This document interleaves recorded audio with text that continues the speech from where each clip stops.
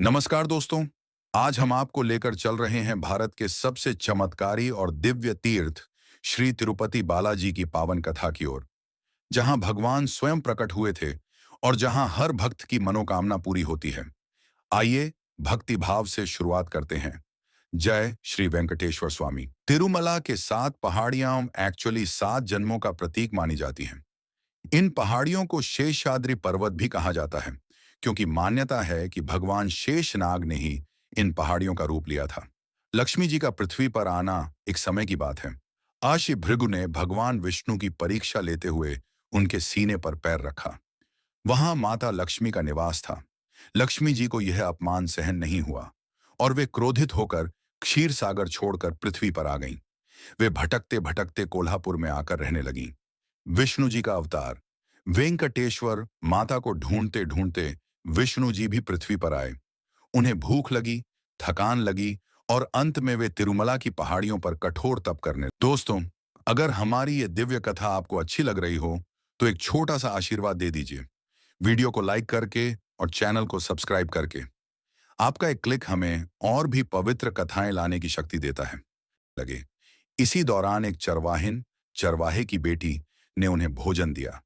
इस तरह भगवान ने मानव रूप में जीवन बिताया। पद्मावती विवाह कुछ समय बाद भगवान विष्णु को मालूम हुआ कि माता लक्ष्मी उनसे नाराज हैं। उसी समय उन्हें माता पद्मावती दिखाई दी, जो लक्ष्मी का ही अवतार मानी जाती है। दोनों का दिव्य विवाह हुआ। इस विवाह में देवताओं ने इतना धन धान्य बरसाया कि आज भी उसका प्रतीक तिरुपति मंदिर में मिलता है। बालाजी मंदिर में जमा धन का रहस्य, कहानी के अनुसार देवताओं ने विवाह के समय श्री विष्णु को कर्ज दिया था कि आप यह धन कलयुग में भक्तों की मदद से वापस चुकाएंगे। इसीलिए आज भी भक्त बालाजी के चरणों में करोड़ों की धनराशि चढ़ाते हैं। यह भक्तिपूर्ण ऋण चुकाने की परंपरा कहलाती है। स्वयं प्रकट हुई बालाजी की प्रतिमा माना जाता है कि जिस स्थान पर बालाजी की मूर्ति है, वह किसी मनुष्य द्वारा बनाई हुई नहीं, बल्कि स्वयं प्रकटित स्वयंभू है। इस प्रतिमा को नाखून बढ़ते हैं, चेहरे का रंग बदलता है और प्रतिमा का तापमान हमेशा गर्म रहता है। यह ऐसी दिव्यता है जो दुनिया में कहीं और नहीं मिलती। बालाजी को रोज बाल क्यों होते हैं? मंदिर में भगवान के केशों की सजावट रोज बदलती है, लेकिन सबसे अनोखी बात यह है कि बाल हमेशा स्वाभाविक, मुलायम और बिल्कुल बिना किसी गांठ के होते हैं। माना जाता है कि यह मानवीय बाल नहीं, बल्कि दिव्य केश हैं।